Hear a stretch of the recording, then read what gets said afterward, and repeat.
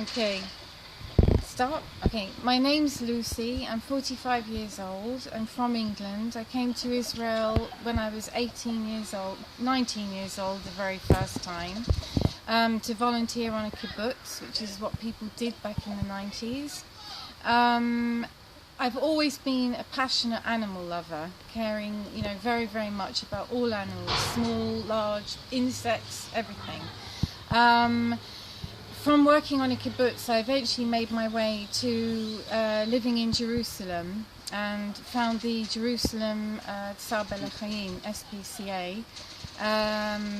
Became kind of like the chief keeper of the cattery there. The dogs were in a bit better because they had somebody taking care of them, but the cats really needed somebody passionate. So there I was with lots of cats to look after, when all of a sudden one day I noticed a donkey outside our little place in Atarot there, and his two front legs were tied together with barbed wire, and the wire had eaten into all his flesh on his legs. So I took care of him, tended his wounds, became friends with him, fell in love with him. And eventually came the time one day when the Bedouin man who owned him came to take him away. And what really moved me, I think, because that was the moment, let's say, that moved me to do everything I've done since, was as the Bedouin led the donkey away down the road, the donkey kept looking back at me. Yeah, he was walking off and kept looking back, and that was the defining moment of everything that's happened. And I made it my goal at that time to get together with a few friends to raise a bit of money and buy this donkey from the Bedouin. So it was wonderful because he allowed us to take him. I think back then it was about 500 shekels, which was an awful lot of money, bearing in mind that was in about 1993. So, and I can remember everybody saying to me, "You're crazy, you're paying like 500 shekels, £100. For this one donkey, he'll just go and buy more donkeys and abuse them." And I remember saying, "Yes, but I've got to do this because I'm moved to do it, and I feel that this will be the beginning of something. He'll be like my icon, really." And he was. And so he came back to live at the SPCA, at the shelter. I was there a few more years, and I took great care of him. We became great friends. Every lunchtime I'd sit and read my book and eat my lunch, and he would come and he'd put his chin on my shoulder, and we were just wonderful friends. Of course, when the time came in 1995 that I had to leave him, it was very, very hard. And what transpired from there, a couple of years later, my parents flew to Israel on holiday to take a vacation, and they went to Jerusalem to visit the SPCA and see Donk, and they came home telling me that his hooves had grown very, very long. And of course they showed me photographs, and his hooves were literally about 10 inches or so long. So of course, one thing led to another. We tried everything to find a farrier, to find another organisation in Israel that would maybe take care of him. But it seemed that everything I tried, would lead to a dead end. I wasn't able to achieve anything by that, although people did try and help and, did what they could. So eventually I decided to write to one of the really big organisations that has a base in the UK, but they work around the world, and I wrote about a handwritten 10 pages long letter about this donkey and begging for help. And luckily this organisation said, "You know what, your story really has moved us and we want to help." So of course I was just over the moon.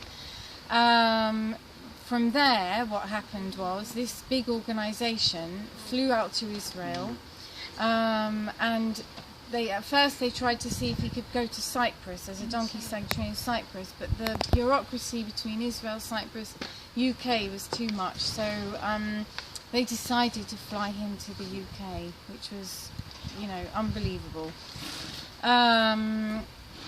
He went first of all to do about a month quarantine here in Israel, and he had a farrier that came to trim down all his you know, hooves, and it was very difficult for him because he'd been so long walking like that. He had to suddenly try to get used to walking normally.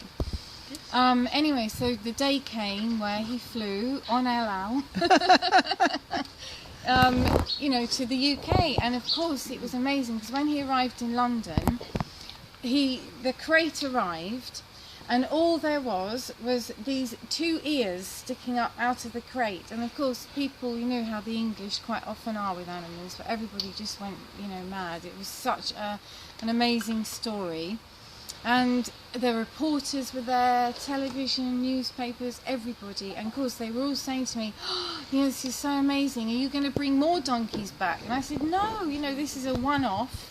And really, you know, we've brought him back to sort of highlight the need back in Israel and the West Bank and, you know, all that area, how much donkeys suffer and how much really we need a place in Israel only for donkeys and horses, but, you know, especially for donkeys because they suffer so much.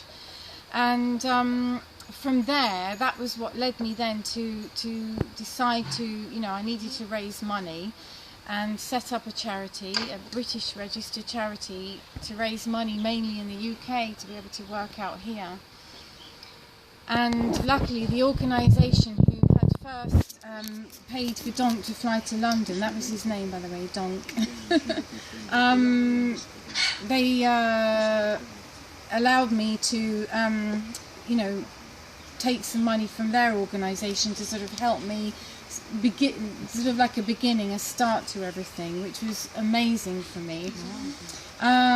So it was eventually in October 2000 that I decided to, well, I'd raised, you know, substantial funds in the UK and decided it was time to get up, come to Israel and start, you know, this mission, which is what I did. Started in Kibbutz Gezer, which is near Latrun.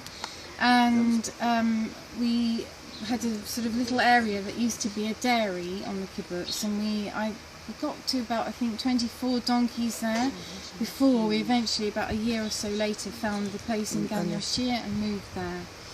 And from there it's just been phenomenal really, because I always knew we'd have our sanctuary because, you know, and I know there's many organisations that don't really agree with sanctuaries because they say, you know, you just accumulate a lot of animals that stand around doing nothing all day, but which is true in a way. But the problem we have here is that donkeys do not know borders, and of course you have the West Bank right there, and donkeys come across, you know, and quite often, you know, they're terribly abused, they've been overworked, they're left terribly wounded, quite often tied to a post and left to die.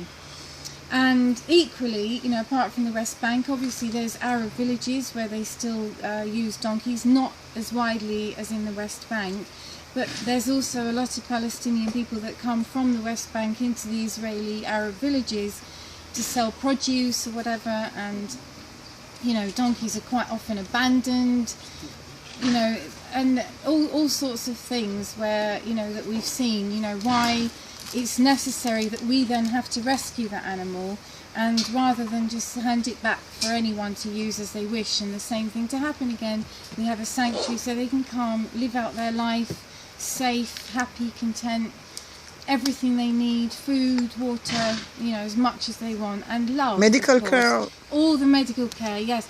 I mean, usually, I mean, we had a few very severe cases in our previous sanctuary. I remember the Bernie. Bernie, who was set on fire. Yes, there was little Bernie.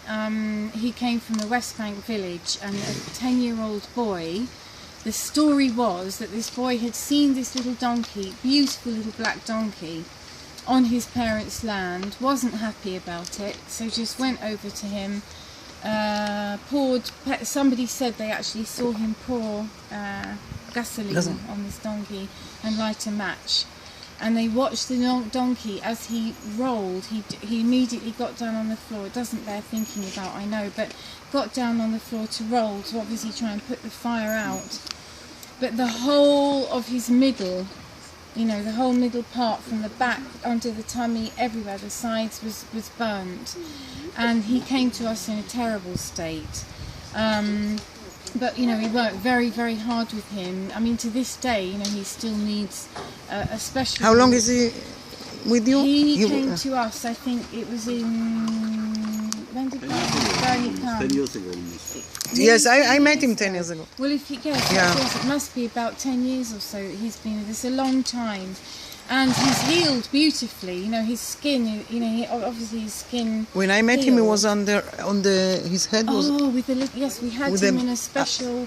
We used to have to put him in a special sort of contraption that we made. Even in the beginning, we put him tied to ropes and yes, up to the... Yeah, we made a hoist for him. Simply because obviously the itching constantly of the healing skin, he would just turn round and sort of bite at it and make it bleed, obviously. And, you know, as I said, even today, you know, there are times when little patches start sort of bleeding again because he rubs it on something, or... he cannot go out in the sun also, you know, he has to be kept in and you know, watched over all the time. And another mule that we saw had a massive abscess on his side, on his back. And literally, as he'd been tied up by the border, the Israeli border, and we went out to rescue him. And as our vet put his hand on this abscess area, literally everything fell away, revealing his ribs, his spine, everything. He just had a hole. But we took him back to our sanctuary, and he was amazing in the beginning. You know, he let us treat him all the time he needed us. He always let us treat him really well. But later, after that, he became like, you know, you're not coming near me. But in the beginning, when he needed us, he was wonderful. And we used to treat it with antibiotics, honey. We put sort of everything, packed it into this hole, and then bandaged him. And it was like a miracle, because slowly, everything started to grow back. All his skin, the tissues, everything. And another little donkey that came to us was a terrible story. Only a tiny donkey. We called him Teddy, and he had been attacked by a Rottweiler dog, and this dog had literally just eaten away all the back of the legs, the you know, butt area. And of course, when he came to us, our immediate thought was, oh my goodness, you know, we have to put him down. That's the only thing we can do. He must be suffering. But the attack had happened a couple of days previously. And what changed my mind was because when this little donkey came down the ramp of the horse trailer, there was hay in front of him. And he immediately just went to the hay quite happily, flicking his little tail, and started eating the hay. So I thought, well, you know, maybe we can't put him down, because he's obviously got some fighting spirit. You know, if an animal is like, you know, like this, and they don't want to eat nothing, then you know that it's probably time for them to go with that kind of injury. But we decided, you know, well, it worked with Christopher when he had, you know, this big hole, so we'll try the same with this little donkey. And we did, and slowly again, you know, with the antibiotics and the bandaging and the, you know, constant daily care, everything again started to grow back, all the tissues and the muscles. I mean, he was never back to looking like a normal back end of a donkey. It was, you know, very dented and like misshapen, but he was fine, and he, you know, managed beautifully, made friends with the other donkeys, and, you know, it was amazing. So that's just